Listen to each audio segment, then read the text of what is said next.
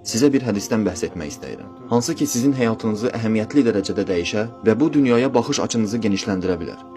Allah Rəsulu sallallahu aleyhi və səlləm buyurub, hər zaman özünüzdən aşağı təbəqədə olan insanlara baxın, yüksəkdə olanlara deyil.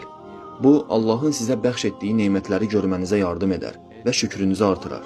Məsələn, Allah Sübhanehu Teala'nın bizə bəxş etdiyi böyük nemət, görmə qabiliyyəti. Əgər görmə qabiliyyətimiz olmasaydı, heç təbii ehtiyacımızı belə özümüz gedərə bilməyəcəkdik. Sübhanallah.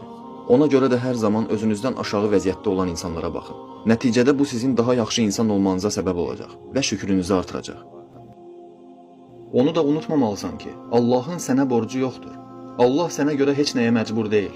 Allahın nə sənə ehtiyacı yoxdur, nə sənin namazına ehtiyacı yoxdur, nə sənin orucuna ehtiyacı yoxdur, nə sənin puluna ehtiyacı yoxdur, nə sənin saqqalına, nə sənin məscidə getməyinə, nə sənin dəvətinə, nə də sənin salih əməllərinə ehtiyacı yoxdur.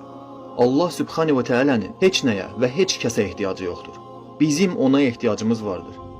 Çoxumuz bunları sözdə bilirik, lakin əsl həqiqətdə qəlbimizlə dərk etmirik. Rəbbim bizə bu gerçəyi, ölümün bizi qəflət yuxusundan oyatmadan öncə dərk etməyi nəsib etsin.